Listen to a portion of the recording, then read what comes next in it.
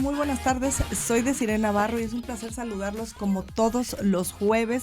Hoy es 20 de febrero y bueno, pues estamos celebrando nada menos que el Día Internacional del Gato y pues ya en redes todos los internautas están enviando las imágenes de sus mascotas, pero también es Día Mundial de la Justicia Social y bueno, un tema para reflexionar un poco.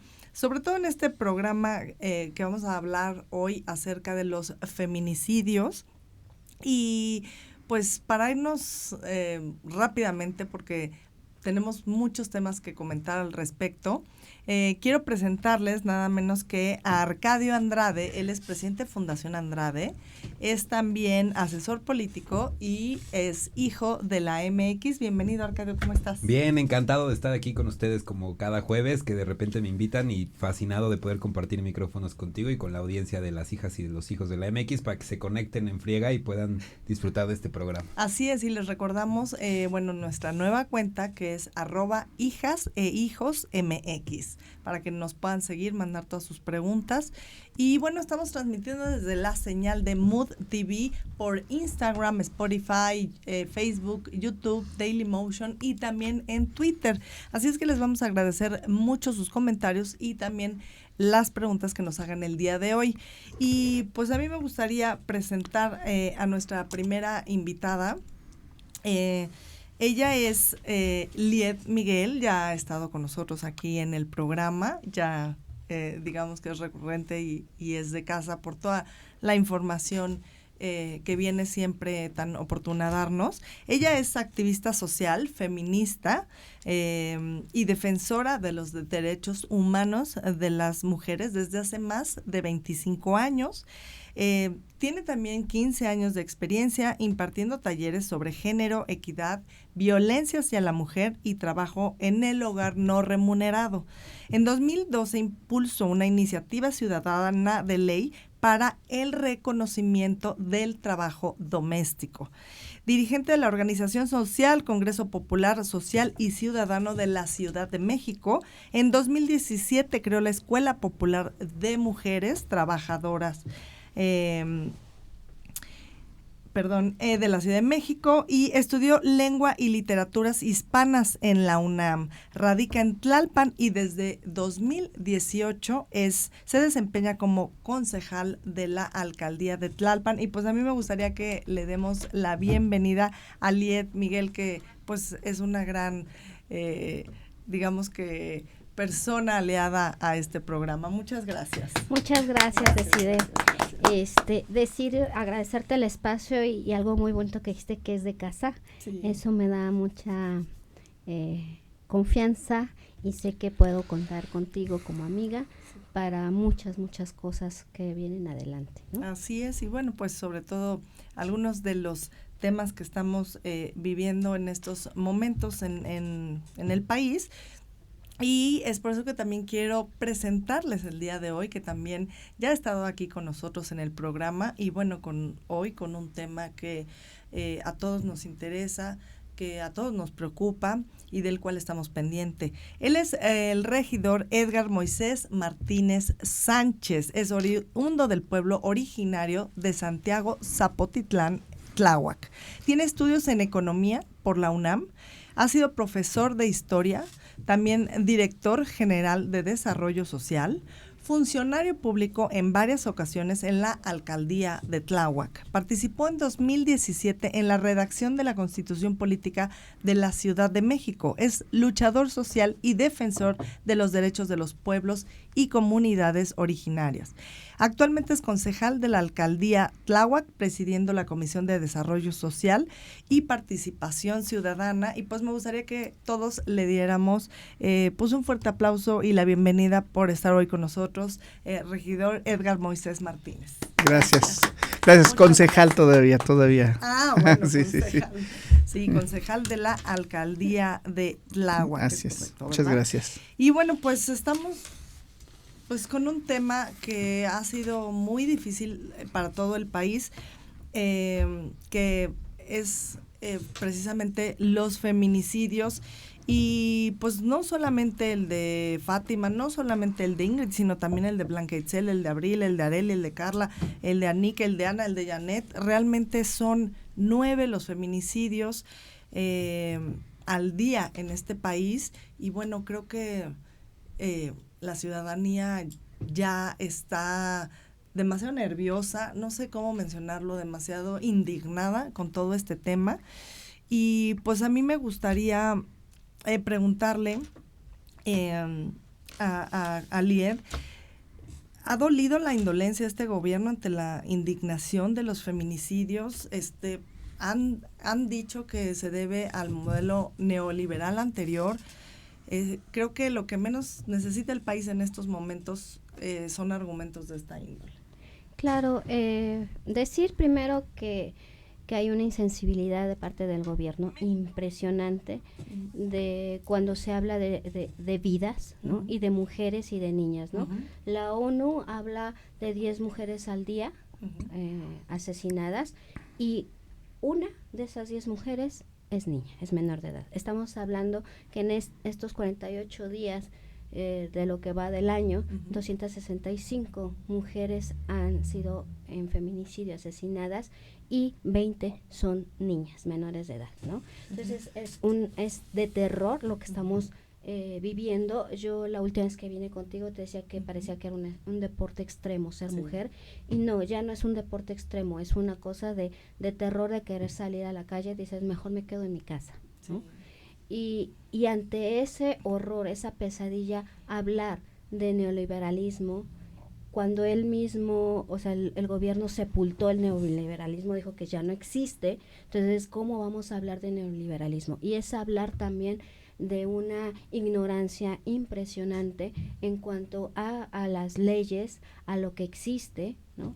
Porque si algo existe es la ley de acceso de las mujeres a una vida libre de violencia, y que ahí viene puntualmente los temas, por qué existen feminicidios, por qué se deben de atacar, o sea, toda una serie de cosas que no tiene que ver con el tema de un neoliberalismo, ¿no? Tiene que ver con un tema que desde gobierno existe la impunidad, y el primer feminicida es el gobierno. ¿Por qué? Porque alegremente dice este tipo de cosas, insensible, deja que siga galopando la impunidad, ¿no?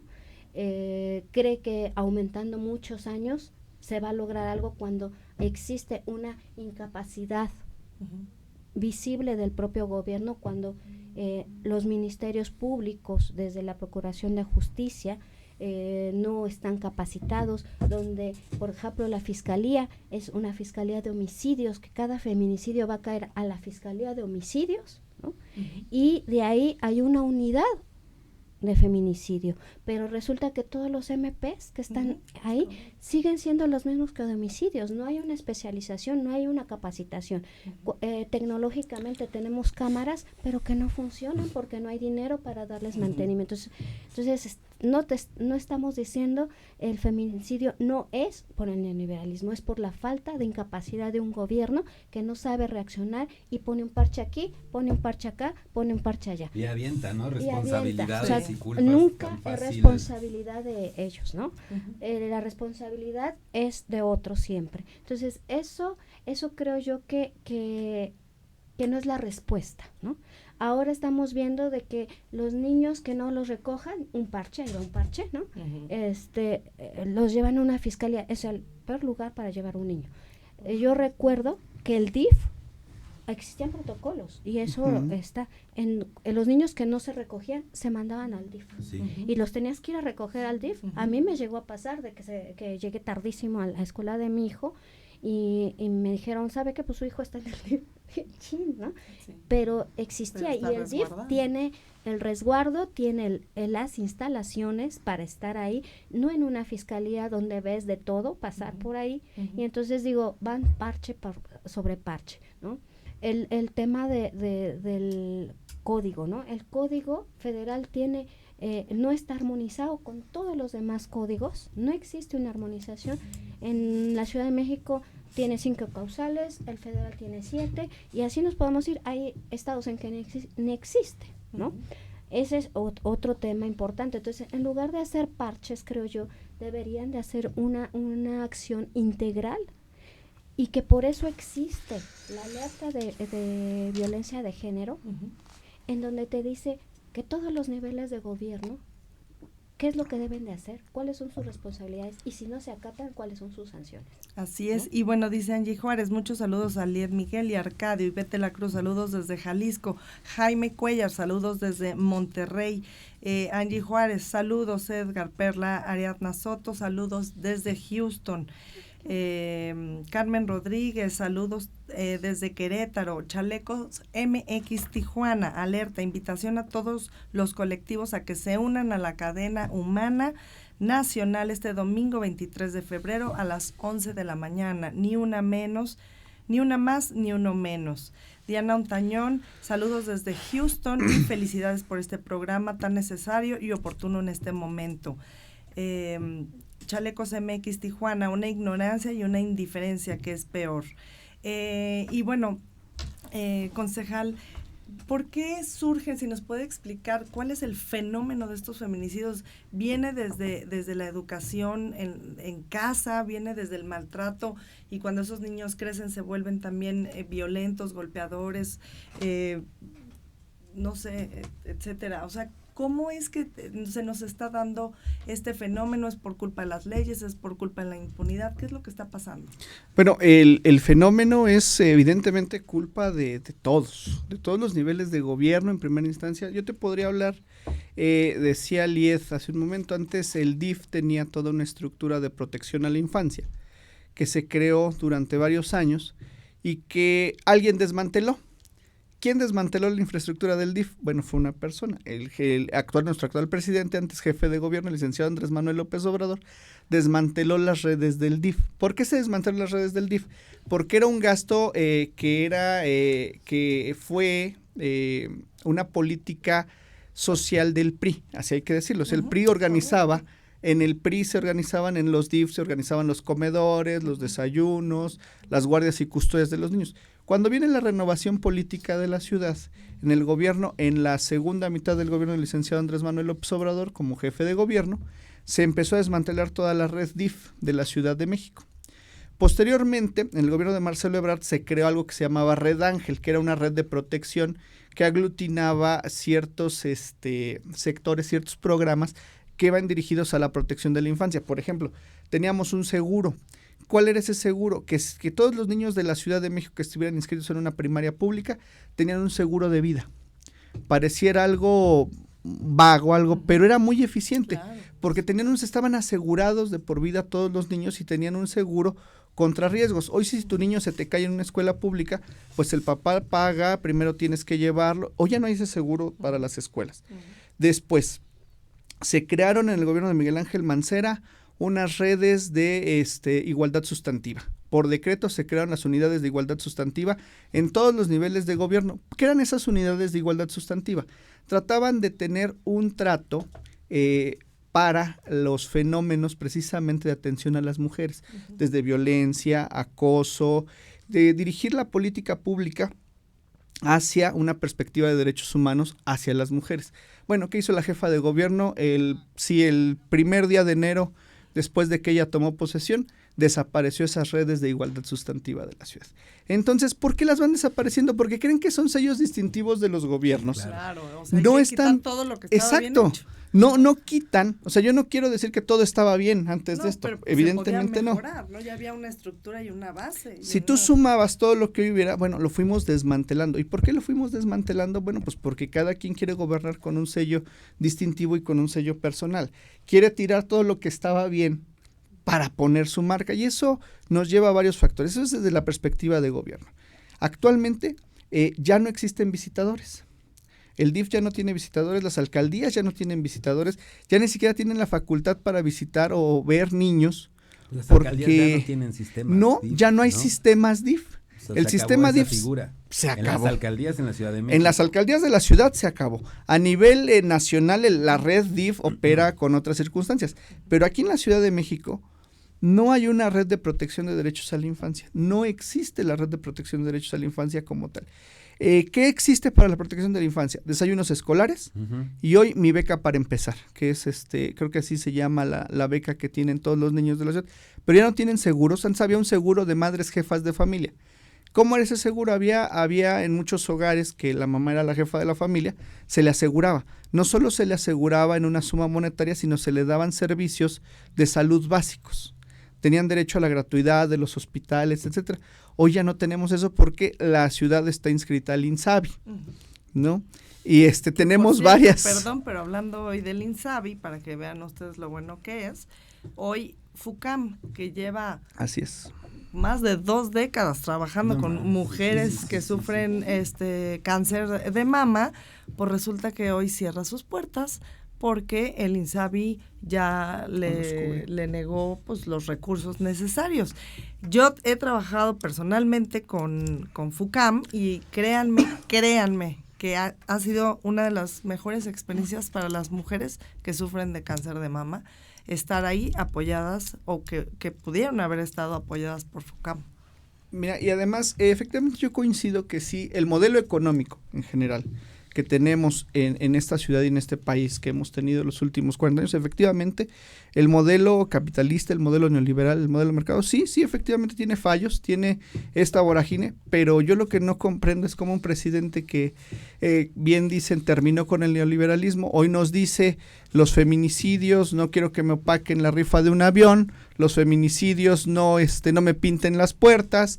Después dice, bueno, con todo respeto, reconocemos la falta de atención a ese problema, y en la noche se sienta con los empresarios a cenar. Ajá.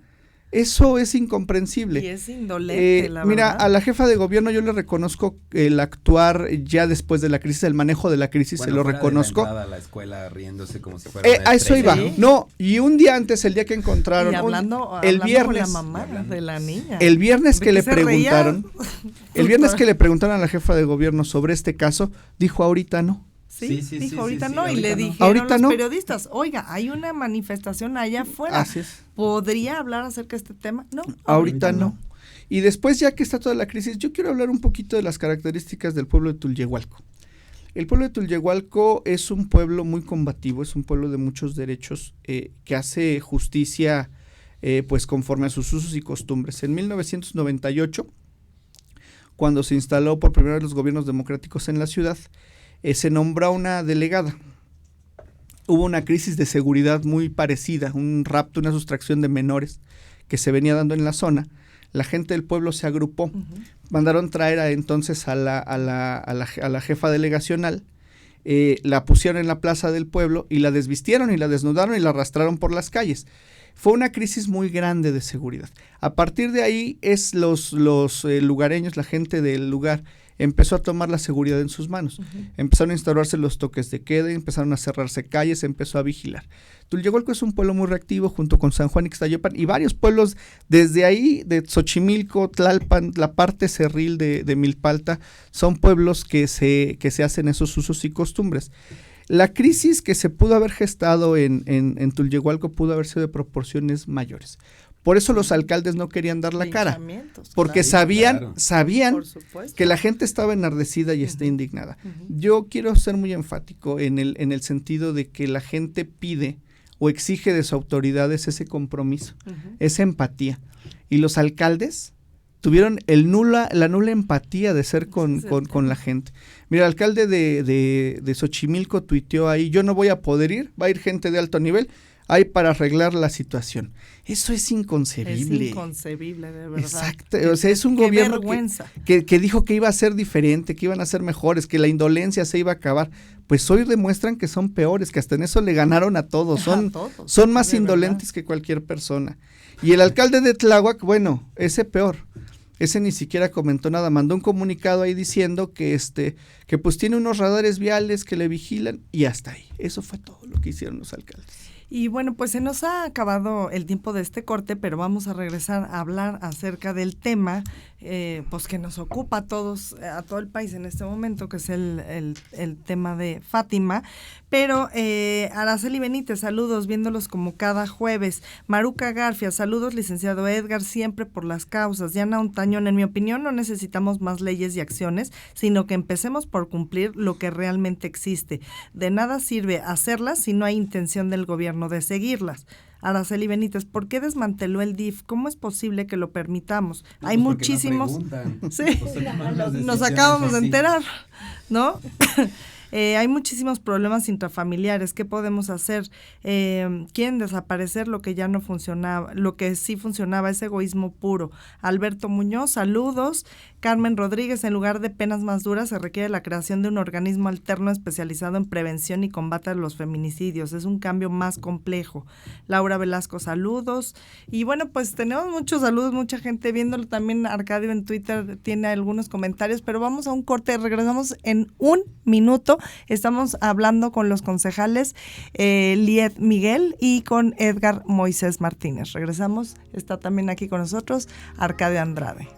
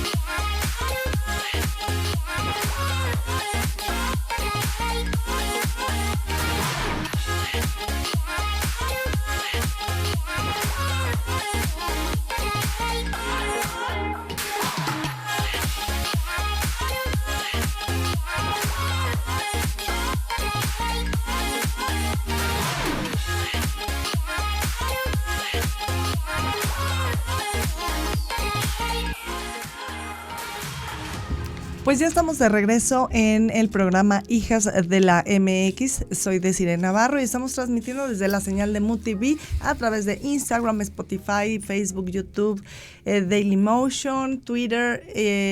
Y bueno, vamos a compartir más adelante la liga para que ustedes puedan ver el programa completo si es que se perdió alguna parte. Está con nosotros Arcadio Andrade, están los concejales Liet Miguel de Tlalpan y también el concejal Edgar Moisés Martínez de Tláhuac. Y bueno, pues nos quedamos hablando el tema de pues del terrible homicidio de Fátima precisamente en la alcaldía de Tláhuac.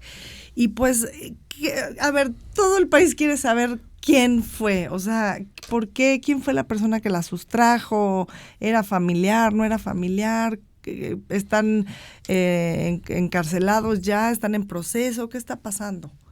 Pues mira, actualmente lo que sabemos es que los que están detenidos por cohecho.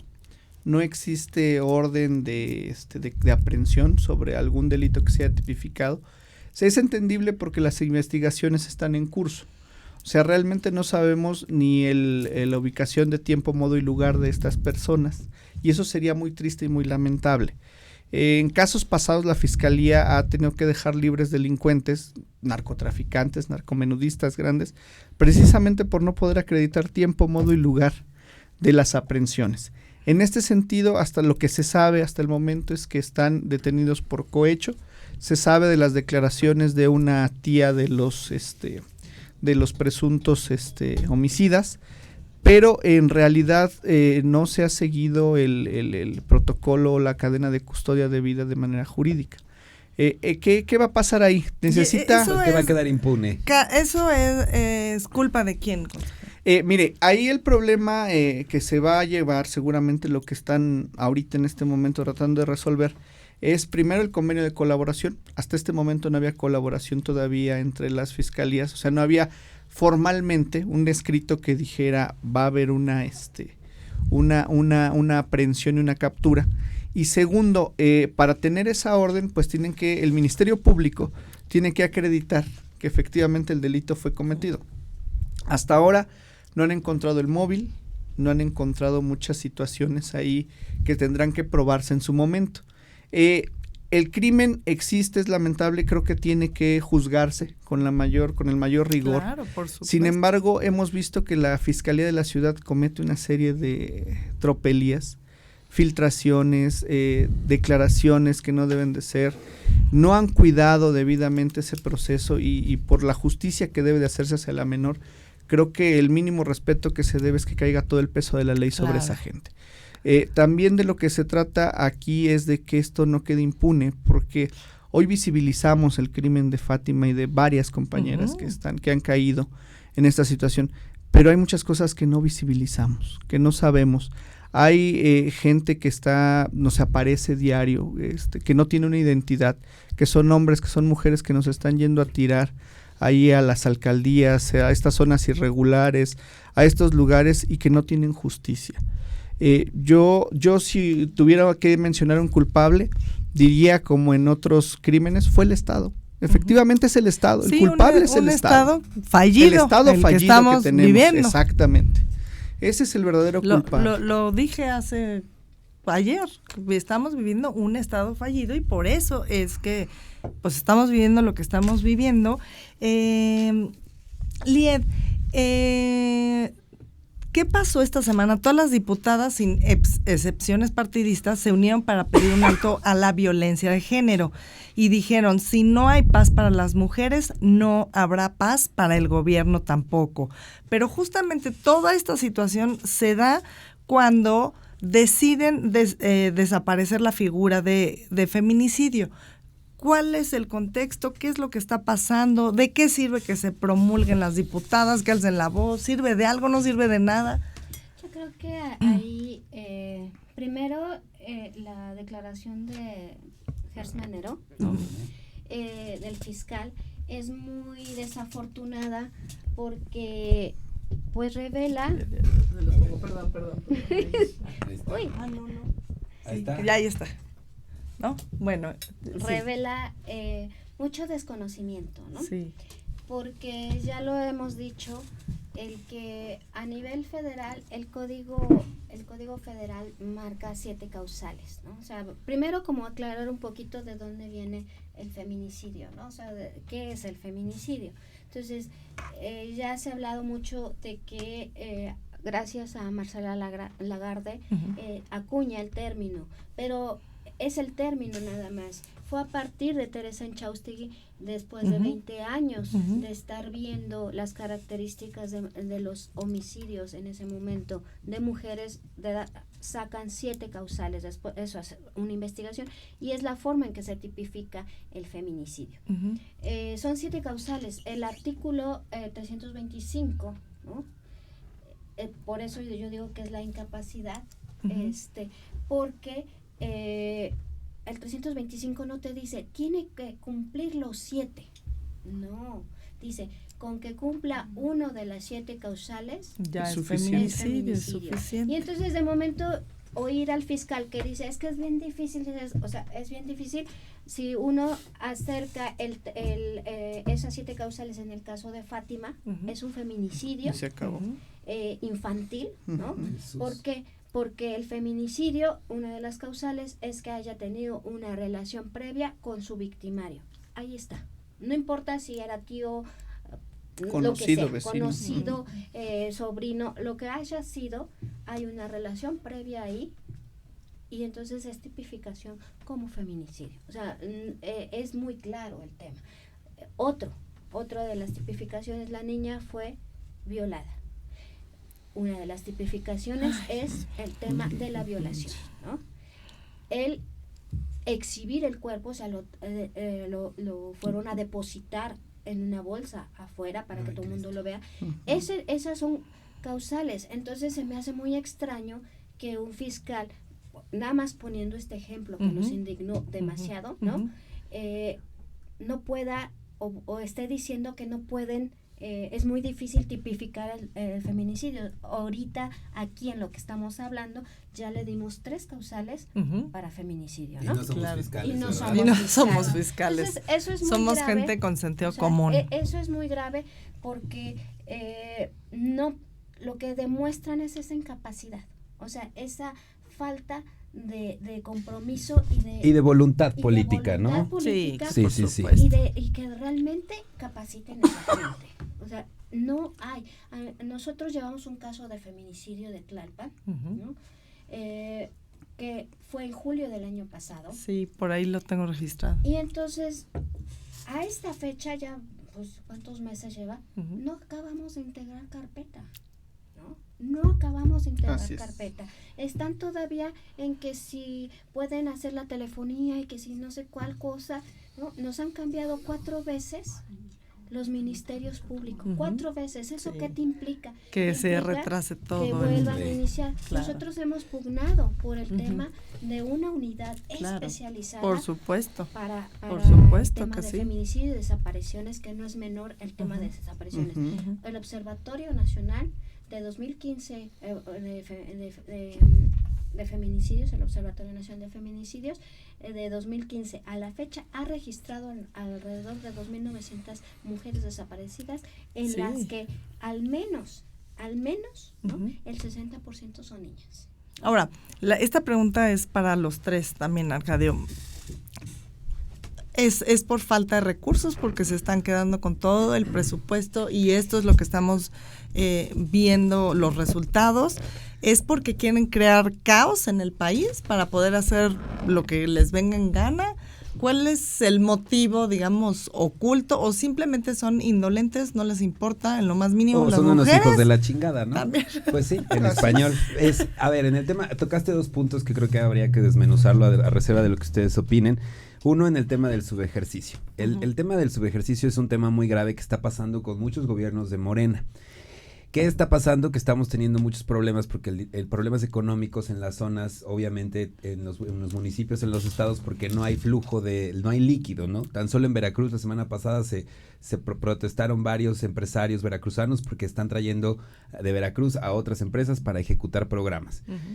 ¿Qué es lo que está pasando? Pues que no hay liquidez, no hay activación de la economía, etcétera. Pues pero estamos atrapados, cero. por supuesto. Entonces, pero el problema es que el subejercicio lo que hace es que al no ejecutarse los programas o el dinero, queda a juicio del Ejecutivo ver cómo utilizar ese recurso. Como es el proyecto de Dos Bocas. Como es el proyecto de Dos Bocas. ¿Dónde están todos esos miles de millones de pesos? ¿Qué es lo que va a pasar con esos 2,000 millones de trillones de pesos? Lo mismo que pasa con todos los programas en los que se han venido a cagar, porque eso es lo que ha venido a hacer. Han venido a destruir todas las instituciones, a venir a destruir a todo el presupuesto, todo lo que los congresos locales, el Congreso Federal, etcétera, ha hecho, lo han venido a destruir, porque quieren ejecutar el dinero de una manera discrecional. Ese es un serio problema, por un lado. Por el otro, si tuviéramos que preguntar de quién es la culpa, la muerte de Fátima, por ponerle un nombre a las miles de mujeres que matan diariamente o por lo menos mensualmente, yo creo que también es un tema serio de salud mental que estamos sufriendo, de una falta de valores, de una falta de inteligencia emocional, de educación, de mínimo respeto, ¿no? De educación. En donde ya podemos pasar, hace rato veíamos en las redes estos videos en donde ya 2 policías se enfrentan contra una población completa, ¿no? En donde ya no hay ley, donde la gente hace lo que se le da la gana porque no hay un tema de educación, porque no hay un tema de salud mental, a Fátima evidentemente no la asesinó la fiscal, no la asesinó la jefa de gobierno, pero sí la omisión en muchos de los programas, ¿no? En donde si desaparecen instituciones, como lo acaba de comentar Edgar, como el DIF, en donde por ejemplo, en Fundación Andrade detectamos a muchas mujeres que traen un tema de violación y donde evidentemente su capacidad mental se reduce, traen un trauma. Supuesto, o sea, es un momento difícil, tú lo has de saber, ¿no? Que traes mucho este tema. Entonces, bueno, ¿qué tipo de educación le puede dar a una niña o a un niño este tipo de personas? Pues vaya, no está sana ella, menos puede darle salud mental a sus hijos. Sí, era lo que preguntaban, ¿no? Que si vienen y si se desaparecen los refugios, y si se desaparece el DIF, si se desaparecen estas instituciones que están dedicadas a ello. Las estancias infantiles, donde están cuidados. Pero yo voy más allá. A ver, hay una revictimización de los padres de Fátima, existe.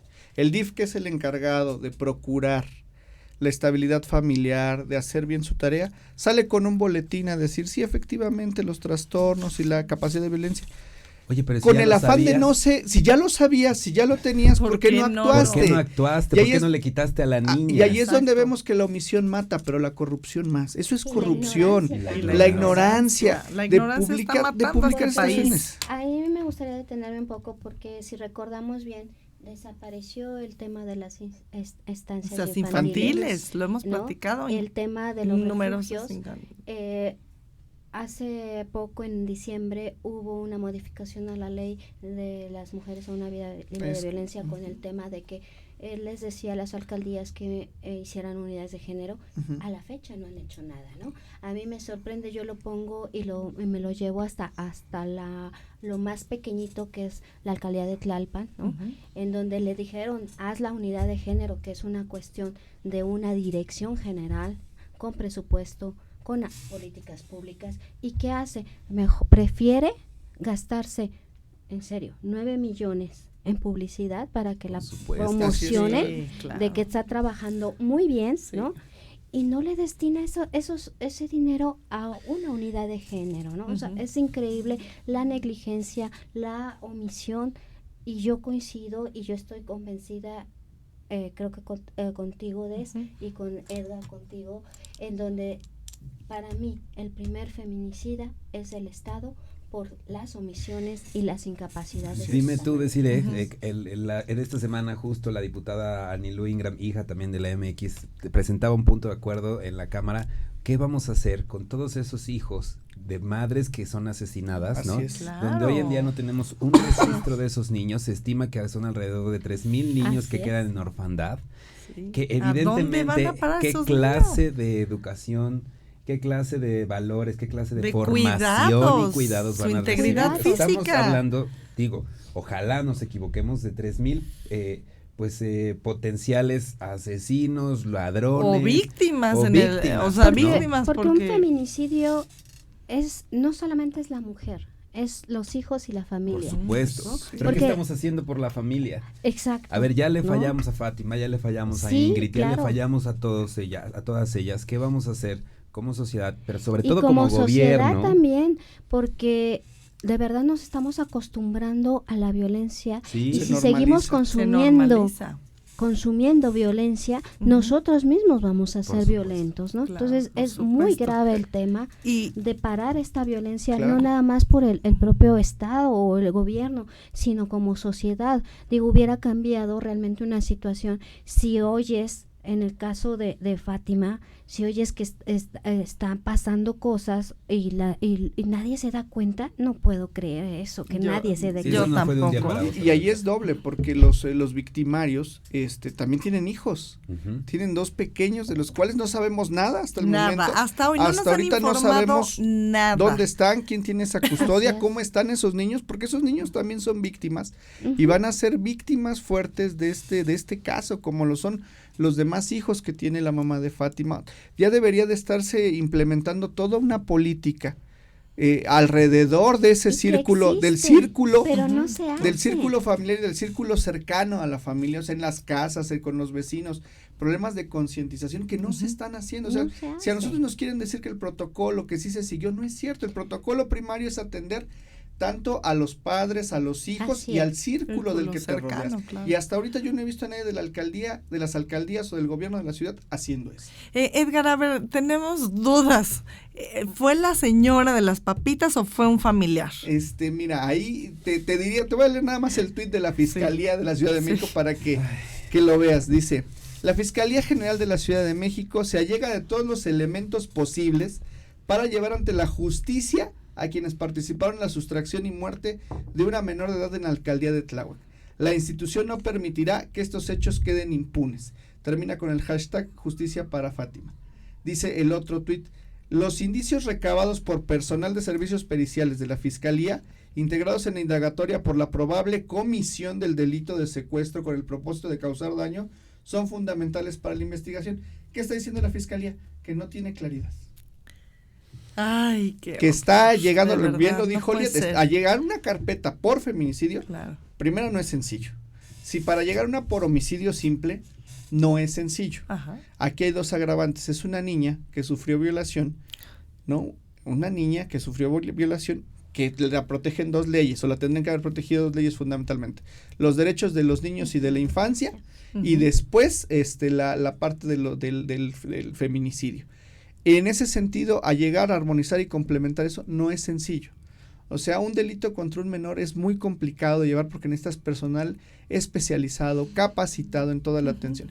Imagínense ustedes que la jefa de gobierno tuvo que intervenir para que le dieran el cuerpo a los padres de esta niña. Pues ya te habla de que no hay nula sensibilidad para atender este tipo de males. ¿Concejal, hubo venta de órganos? Lo que se sabe o lo que declara la propia Fiscalía es que no existió la venta de órganos, que no se habla de tráfico. Sin embargo, ya está sepultado el cuerpo de la menor. Ya no lo vamos a saber. Bueno, no, sí nosotros se hizo, se se supone hizo que el la autopsia. INCIFO debió de haber entregado todas las pruebas, debe tener un récord y seguramente será público en algún momento, pasado algún tiempo, conoceremos la verdad. Lo que sabemos en este momento es que se habló hay dos presuntos responsables que corresponden a la descripción, que no hay claridad en cómo fueron capturados, eso también es cierto, no hay claridad en cómo.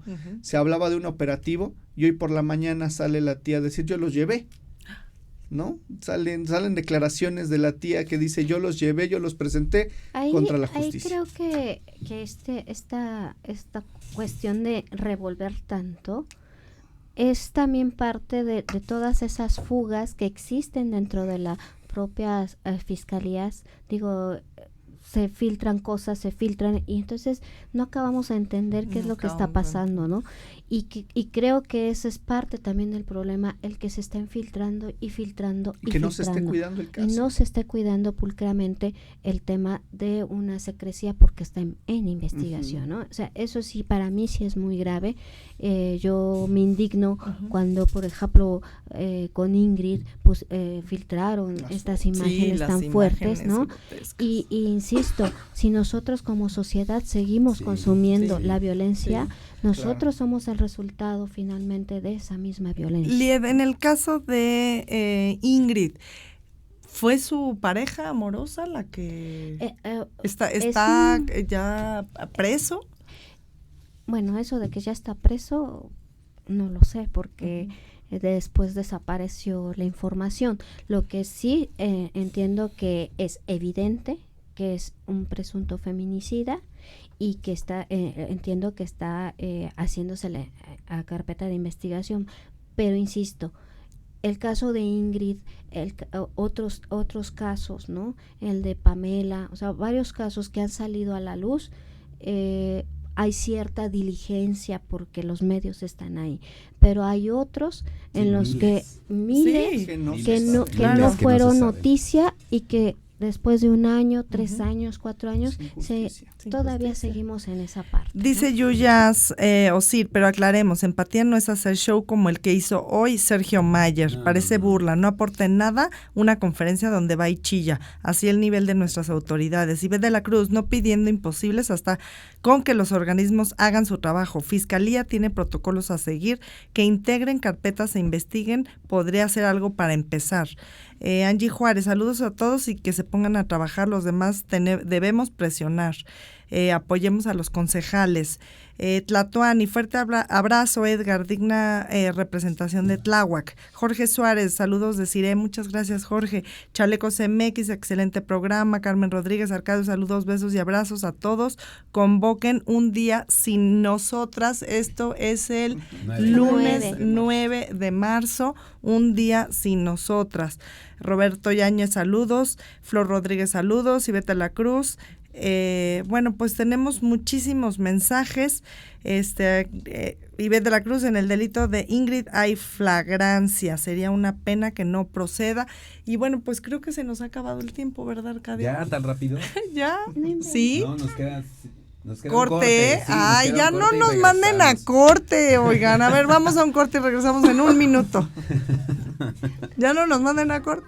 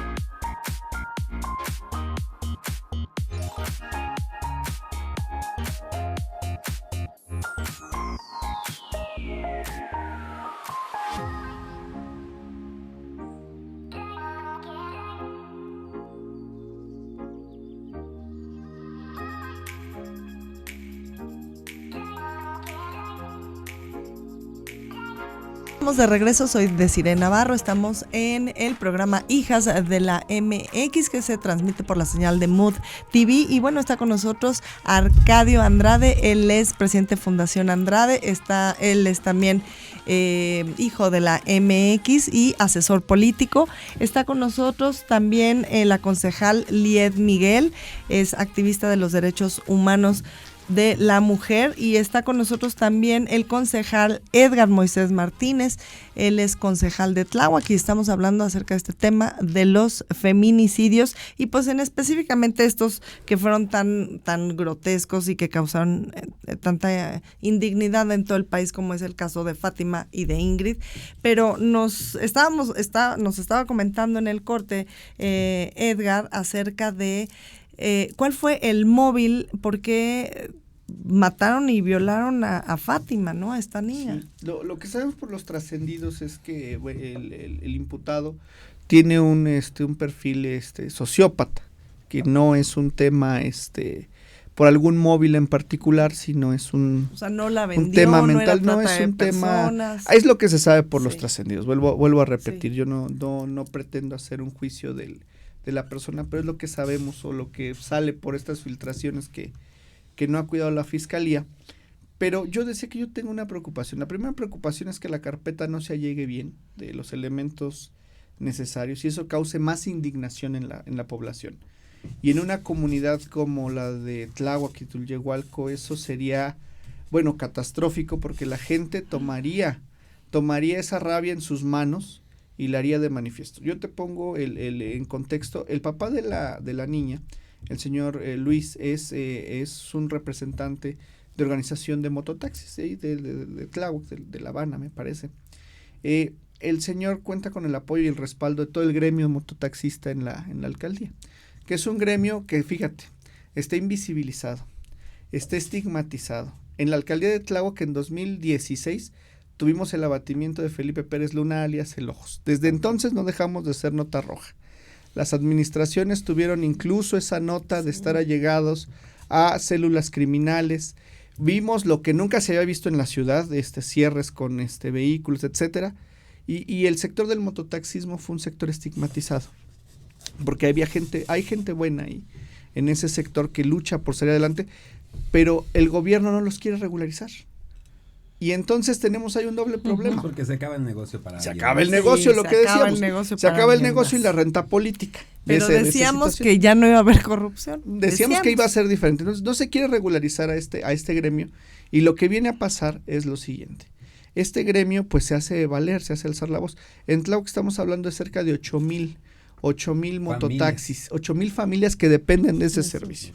Que no es menor. ¿No? Sí, no es menor. No, si lo multiplicamos son 32,000 habitantes que dependen de ese sector. Uno de ellos pues era esta pequeñita Fátima y su familia que dependía de este sector. La solidaridad que ha demostrado ese gremio de mototaxistas, de su dirigente en Tláhuac, el señor Salvador García Berruecos, ha sido muy, muy grande. Hicieron el día que entregaron el cuerpo de la pequeñita, hicieron una cadena humana con veladoras desde la avenida Tláhuac, desde el inicio, toda la avenida Tláhuac, desde la limitancia con los límites con Iztapalapa hasta Tulyehualco. ¿Por qué? Porque la gente lo siente tan propio, lo siente como si fuera su hijo, hija. ¿no? Lo ve con esa empatía. El pueblo ¿verdad? lo siente así en esta región, que de verdad yo sí le pido a la Fiscalía que lo haga bien y que lo haga de la mejor manera, porque en caso contrario lo que se va a suscitar va a ser el enardecimiento de ese pueblo. Y ese pueblo, para calmar ese ardor y ese clamor, va a estar muy difícil. Nos vamos a enfrentar a una crisis de gobernabilidad muy grave, porque estamos ante un Estado fallido. Sí. Cuando no hay capacidad del gobierno para atender este tipo de situaciones, hablamos no solo de una falta de gobernabilidad, sino de una falta de gobernanza. No existe una gobernanza, y lo vemos en las encuestas que acaban de salir, aunque no lo quiera politizar, lo vemos en las encuestas que salieron curiosamente en estos días. La gobernanza en la Ciudad de México va a la baja, sobre todo en los gobiernos de Morena. Eso es una realidad. Si hoy fueran elecciones, sería difícil que la jefa de gobierno retuviera la jefatura de gobierno, pero varias de sus alcaldías también. No, claro. Que Dios nos Entonces, libre, por favor. ¿por qué? Hay que salir a votar. Porque estamos en un estado 21. fallido, o sea, estamos ante un estado fallido que tanto se criticó. Evidentemente, sí, el Estado es responsable de toda esta crisis que está pasando, y quiero omitir esa responsabilidad diciendo que son los fantasmas de la Navidad pasada. Pues no es cierto. El Estado tiene la conducción de nuestras vidas. ¿Por qué se agrupa la gente en un estado, en una ciudad? Pues precisamente para que le garanticen su seguridad. Si el Estado no puede garantizar la seguridad, pues entonces se está fallando. La verdad es que este artero crimen contra esta pequeñita, pues nos deja pensando a todos en esa posibilidad de que sea tu hijo, de que sea mi hijo, de que sea cualquier persona. Ya no tiene seguro el poder viajar en el metro, en el transporte público. Abrir tu negocio. Ahora, pero por ejemplo, las madres que tienen que irse a trabajar. ¿Con qué confianza, si ya no hay estancias infantiles, van a dejar a sus hijos? ¿Cómo va a crecer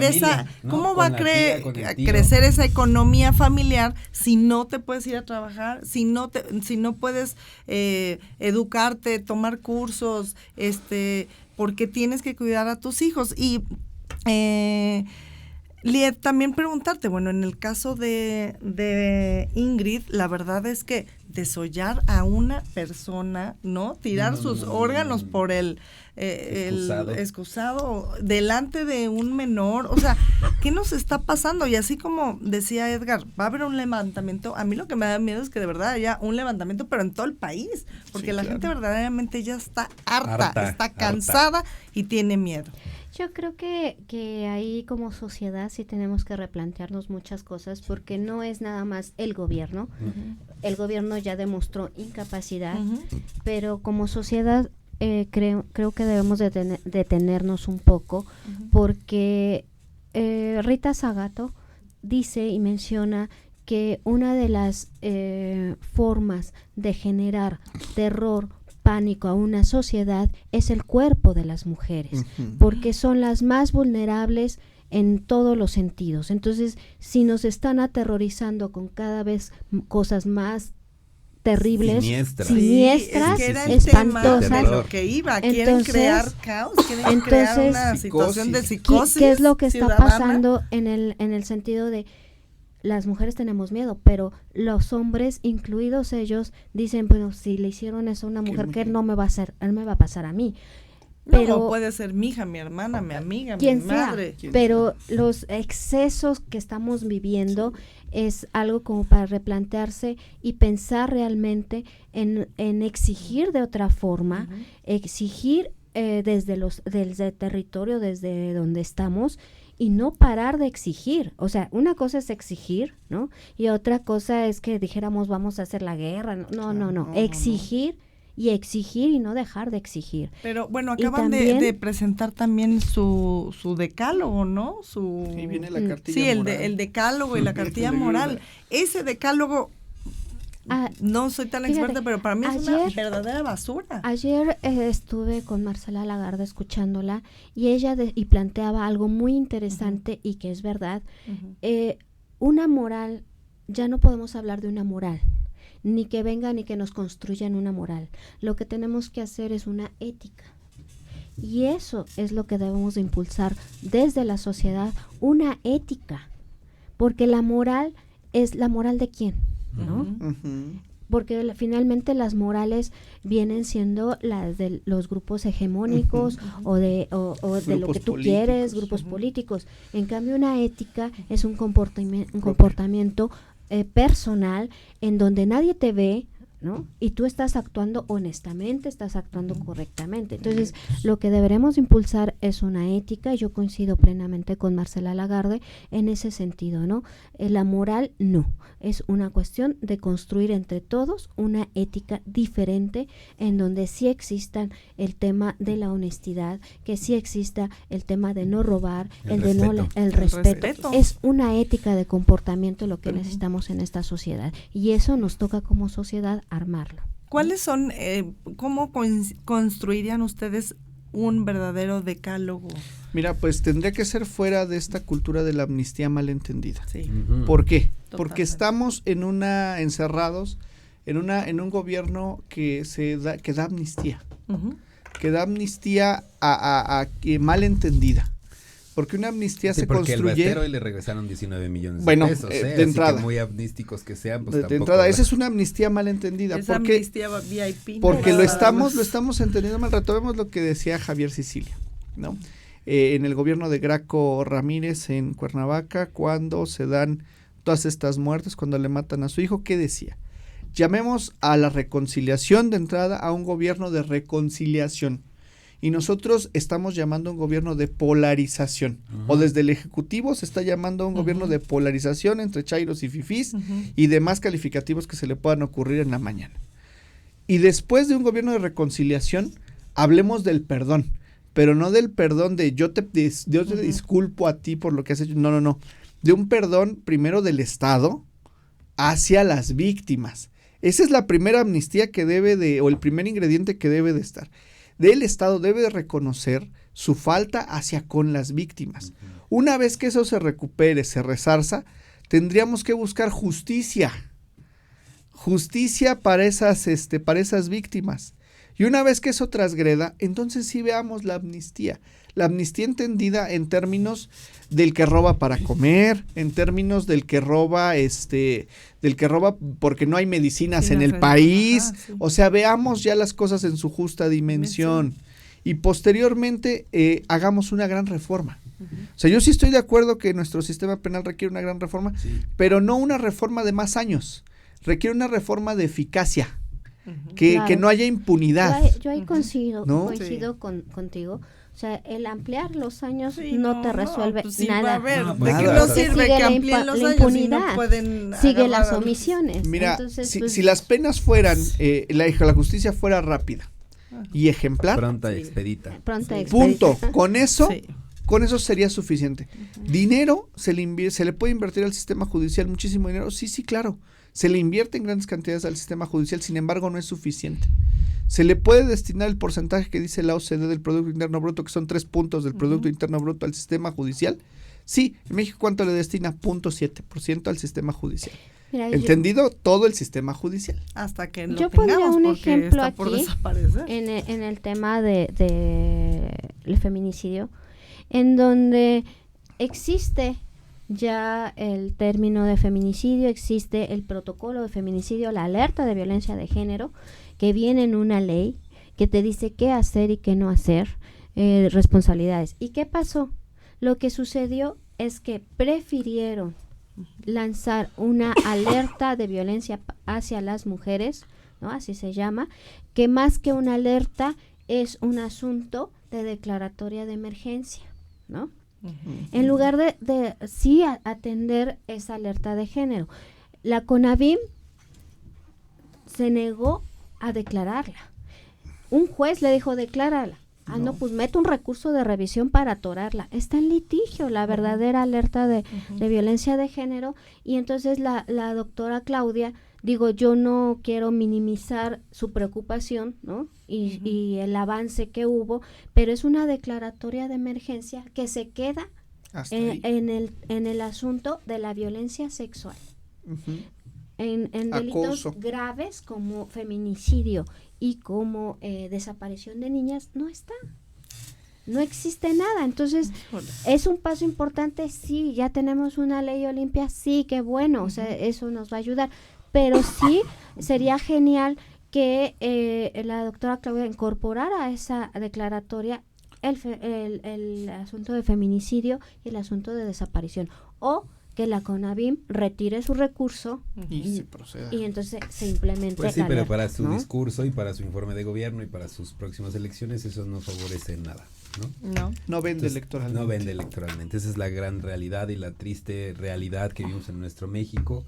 Desafortunado esto. Yo creo que hay que trabajar de raíz en el tema de la educación, o sea, de las emociones, la salud mental. Hay mucha gente, híjole, muy trastornada, porque eso es tanto, ambos casos, sí. Ingrid y Fátima, pues vienen de casos de trastornos mentales serios, que evidentemente, lo vuelvo a repetir, no son responsabilidad del gobierno como tal. Ellos no los mataron, no las mataron, pero sí tienen una gran responsabilidad en ofertar estos pues programas que ayuden a detectar y a tratar la salud mental de los ciudadanos, porque si no, no hay de otra. O sea, vivimos ya en un país lleno de muchas cosas mentales muy graves, que si seguimos así, vamos a terminar muy mal. Y esta parte en donde los ciudadanos anteriormente, ustedes se acordarán, nuestras abuelitas, en la época de nuestras abuelas, donde veíamos algo en la calle y no éramos indolentes, levantábamos a alguien en la calle. Aquí en Ciudad de México, ¿cuánta gente no aparece muerta en las banquetas y la gente camina alrededor de ella? O sea, eso no puede ser, por favor, tratemos de humanizarnos más, ¿no? Creo que también esa es una gran... Con eso que nosotros hagamos y que seamos más humanos con el prójimo, que lo veamos tirado en la calle y veamos que a lo mejor si está pidiendo dinero o está limpiando parabrisas es porque no tiene que comer. Hay gente que no tiene que comer. Entonces, en la medida en la que nosotros hagamos eso, creo que esta sociedad va a cambiar mucho. Claro. Sí, muchas gracias, Arcadio, por tus conclusiones. Y bueno, concejal Edgar, sus conclusiones rápidamente acerca de pues esto que hemos tratado aquí en el programa. Bueno, pues mira, principalmente que la Fiscalía haga su trabajo. Sí. Con eso nos damos por bien servidos, que se llegue a la justicia para Fátima, y no solo para ella, para todos los hombres y mujeres que desaparecen, que son sustraídos, para todos estos niños, para todas estas familias, justicia. Y bueno, pues estaremos muy al pendiente acerca de pues de cuál será la reacción de la gente de Tláhuac. Así es, seguramente será una reacción que clame por esta justicia. Tláhuac está herido, estamos de luto, nada que festejar, nada que celebrar, sin embargo, pues es el clamor popular, justicia. Es correcto, es lo que queremos todo el país, justicia. Y bueno, Lied, muchísimas gracias por estar nuevamente aquí con nosotros. Tus conclusiones, y bueno, ahora les voy a mencionar algo, pero primero tus conclusiones. Bueno, yo quisiera que las que tenemos voz todavía sí. Realmente seguimos, o quisiera que siguiéramos insistiendo en la justicia y en la erradicación de la violencia hacia las mujeres. Entonces hay varias actividades que hay que hacer, que estamos invitando, como el 8M, que es una marcha a las 2 de la tarde, salimos de Monumento a la Revolución y vamos a dar al Zócalo. ¿Cuándo? ¿No? El 8 de marzo. 8 de marzo, okay. Es el 9 está el paro, ¿no? El paro que creo que es importante, las que no podamos eludir de no trabajar o hacer algo, por lo menos portemos algo morado como distintivo y de que estamos indignados y que hagamos algo. Y no consiste dejemos. básicamente, para la gente que nos está viendo, en tratar de, pues si en las medidas de las posibilidades, no ir a trabajar. Muchas empresas lo están Así es. apoyando, de no ir a la escuela, de no salir en el coche y Pareciera algo muy superfluo, ¿no? Pero creo que es una manera muy eficaz de evidenciar el rol que tienen las mujeres por si a alguien Así le queda es. duda, ¿no? Y esa es una hacerse forma, notar. y seguir exigiendo porque nosotras somos las voces de las que ya no están con nosotras. Así Y eso es. es lo que vamos a seguir haciendo. Y agradecerte a ti, a tu auditorio, muchas a gracias. todos este espacio, que me siento muy bien. Y bueno, pues aparte yo quería mostrarles esto que nos trajo Liet. Que ¡Órale, vean esta guau! cosa hermosa. Es por más atrás, me dice Edgar, no. A ver, te ayudo. ¿Qué? ¿Atrás? No te entiendo nada. Pero bueno, es por nuestro, más cerca. Es por nuestro primer aniversario de hijas, más para acá. Hijas, hijos de la MX, como ustedes saben, ya cumplimos un año. Y bueno, gracias, muchas gracias. Y hemos sido el colectivo más copiado, más atacado, pero Todos quieren ser inigualable, inigualable. hijas e hijos, por toda la labor pues que hacemos y también nuestra indignación, sobre todo con este caso que de verdad que no nos cansamos de publicarlo en las redes. Fue porque tuvimos, antes de que hallaran a Fátima, contacto con la familia, nos pidió ayuda para buscarla, para encontrarla, para que, etcétera, y fue todavía más duro para nosotros cuando les avisamos a los familiares que habían encontrado a 2 niñas y que una de ellas era esta pequeña. Entonces, pues sí, definitivamente es algo que lo adoptamos casi como propio porque lo supimos desde un principio esta historia y pues seguimos trabajando, seguimos con la voz muy en alto, no nos van a callar y seguimos exigiéndole a las autoridades. Muchas gracias, Arcadio. Gracias, Liet. Gracias a ustedes. Gracias a ustedes por estar con nosotros en un programa más de Hijas de la MX. Soy Desiree Navarro. Nos vemos la próxima semana. Muchas gracias en controles. Gracias, camarógrafos, que hoy es el día del camarógrafo. Gracias, Edgar. Gracias a todos. Eddie Jaimes, aquí también productor de Mood TV. Gracias a todos por estar hoy con nosotros.